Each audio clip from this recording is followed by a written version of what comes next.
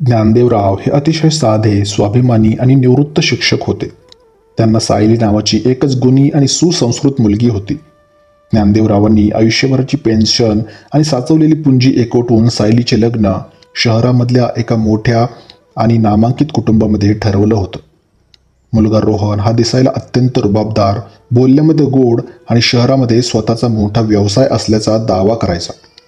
त्याचे वडील दिवाकर शेठ हे सुद्धा स्वतःला शहरामधले खूप मोठे प्रस्थ समजायचे. लग्नाचा दिवस उजाडला.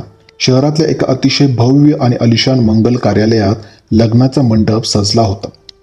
ज्ञानदेवरावांनी आपल्या क्षमतेपेक्षा जास्त खर्च करून पाहुण्यांच्या आदरातिथ्यात कोणतीही कसर सोडली नव्हती. अंतरपाट धरला गेला. पंडितजींनी मंगलाष्टके म्हणायला सुरुवात केली. सर्व पाहुणे अक्षता हातामध्ये घेऊन उभे होते आणि बरोबर 5व्या मंगलाष्टकाला ज्ञानदेवरावांनी हात उंचावून जोरात हाक मारली, थांबा. मंडपामध्ये एकच खळबळ उडाली. संगीत बंद झालं. पंडितजींचे हात थांबले आणि पाहुणे एकमेकाकडे आश्चर्याने पाहू लागले. दिवाकर शेठ रागाने लाल झाले. ज्ञानदेवराव, हा काय बालटपणा आहे? अक्षता पडायची वेळ झाली आहे आणि तुम्ही लग्न थांबवताय? ज्ञानदेवराव अत्यंत शांतपणे पुढे आले. त्यांच्या चेहऱ्यावर कसलीही घाई किंवा भीती नव्हती. ते पंडितजींना म्हणाले, शास्त्रीजी, लग्न पुढे सरकण्याआधी मला एक छोटीशी गोष्ट पूर्ण करायची आहे. मग ते दिवाकर शेठ आणि नवरदेव रोहन समोर येऊन उभे राहिले आणि अत्यंत स्पष्ट आवाजात म्हणाले, दिवाकर शेठ, मी माझ्या मुलीच्या लग्नासाठी 50 तोळे सोनं, 25 लाख रुपये खर्च आणि सर्व मानपान वेळेवरती दिला आहे. पण मुलीचे कन्यादान करण्यापूर्वी मला रोहनचं अधिकृत पोलीस चारित्र्य प्रमाणपत्र म्हणजेच पोलीस कॅरेक्टर सर्टिफिकेट आणि त्याच्या सर्व जुन्या बँक खात्याची माहिती तपासायची आहे. हे ऐकताच संपूर्ण मंडपात शांतता पसरली. दिवाकर शेठचा संताप अनावर झाला. काय भंकस चालवली आहे? तुम्ही माझ्या मुलाच्या चारित्र्यावर शंका घेताय? आम्ही शहरातले बागायतदार आणि व्यावसायिक आहोत.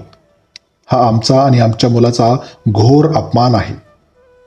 रोहनसुद्धा पुढे आला आणि चिडून म्हणाला, बाबा, ज्यांना माझ्यावर विश्वास नाही त्यांच्या मुलीशी मला लग्न करायचं नाही. चला, आपण वरात मागे घेऊन जाऊया. रोहनचे कुटुंब आणि त्याचे मित्र मंडपातून बाहेर पडायला निघाले. सायलीच्या डोळ्यातून अश्रू वाहू लागले. सायलीची आई ज्ञानदेवरावांचे पाय धरून रडू लागली. अहो, काय करताय हे? आपली मुलगी रस्त्यावर येईल, आपली अब्रू जाईल. पण ज्ञानदेवराव आपल्या निर्णयावर ठाम होते. ते ताठ मानेने उभे राहिले आणि म्हणाले, थांबा. जर रोहन निष्पाप असेल तर त्याला भीती कशाची? जर चारित्र्य दाखला स्वच्छ असेल तर मी स्वतः सर्वांसमोर यांचे पाय धुतल्याशिवाय कन्यादान करणार नाही. दिवाकर शेठ मोठ्याने ओरडले, आम्ही पोलीस स्टेशनचे दाखले खिशात घेऊन फिरत नाहीत. तुम्हाला लग्न करायचे नसेल तर तसं स्पष्टपणे आम्हाला सांगा. ज्ञानदेवरावांनी एक खोल श्वास घेतला. खिशातून आपला स्वतःचा भ्रमणध्वनी काढला आणि एक बटन दाबलं आणि अवघ्या 2च मिनिटात लग्नाच्या मंडपाबाहेर 3 पोलिसांच्या गाड्याचे सायरन वाजू लागले. शहराचे वरिष्ठ पोलीस निरीक्षक आपल्या पूर्ण पथकासह थेट मंडपामध्ये दाखल झाले. दिवाकर शेठ आणि रोहनचे चेहरे भीतीने अचानक पांढरे पडले. पोलीस निरीक्षक ताठ मानेने ज्ञानदेवरावांजवळ आले आणि त्यांना सॅल्यूट करत म्हणाले, ज्ञानदेवराव सर, तुम्ही दिलेल्या संशयास्पद माहितीवरून आणि गुप्त अहवालावरून आम्ही तपास पूर्ण केला आहे. हा घ्या या नवरदेवाचा खरा चारित्र्य दाखला. पोलीस निरीक्षकांनी तो काळा लिफाफा उघडला आणि सर्वांसमोर मोठा खुलासा केला. हा रोहन हा कोणताही मोठा व्यावसायिक नसून एक सराईत, भामटा आणि आंतरराज्यीय गुन्हेगार आहे. याने यापूर्वी वेगवेगळ्या शहरामध्ये स्वतःचे नाव बदलून 3 श्रीमंत मुलीशी लग्ने केली आहेत. लग्नानंतर काही दिवसातच हा आणि याचे कुटुंब त्या मुलीच्या घरातील सोने आणि पैसे घेऊन पसार व्हायचे. याच्यावर आधीच 4 पोलीस ठाण्यात फसवणुकीचे आणि गुन्हेगारीचे गुन्हे दाखल आहेत. हे ऐकताच संपूर्ण मंडपात उपस्थितांच्या पायाखालची जमीनच घसरली. सायलीची आई आणि नातेवाईक अवाक झाले. दिवाकर शेठ आणि रोहन थरथर कापू लागले. पोलीस निरीक्षकांनी पुढे सांगितले, ज्ञानदेवराव निवृत्त शिक्षक आहेत. जेव्हा हे लग्न ठरत होतं तेव्हाच त्यांच्या शिक्षकी अनुभवाने या रोहनच्या वागण्यातील संशय त्यांनी ओळखला होता.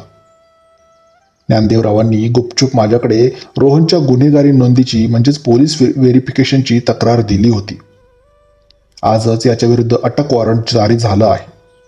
रोहन आणि दिवाकर शेठ पळून जाण्याचा प्रयत्न करू लागले, पण पोलिसांनी क्षणाचाही उशीर न करता दोघांच्या हातामध्ये लोखंडी बेड्या ठोकल्या. रोहन ज्ञानदेवरावांच्या पाया पडू लागला. सर, मला माफ करा, मला सोडून द्या. ज्ञानदेवरावांनी अतिशय कडक आणि स्वाभिमानी आवाजात त्याचा हात बाजूला केला आणि म्हणाले, अरे नराधमा, मी एका मुलीचा बाप आहे, पण आंधळा नाही. एका बापाची नजर आपल्या मुलीच्या भविष्याचे रक्षण करण्यासाठी कोणत्याही कायद्यापेक्षा तीक्ष्ण असते. तू माझ्या मुलीचे आयुष्य उद्ध्वस्त करायला आला होतास, पण आज देवानेच तुला कर्माची शिक्षा दिली. पोलीस त्या संपूर्ण भामट्या कुटुंबाला बेड्या ठोकून गाडीत घालून घेऊन गेले. मंडपातील सर्व पाहुण्यांनी उभे राहून ज्ञानदेवरावांच्या सतर्कतेचे आणि धैर्याचे टाळ्या वाजवून कौतुक केले.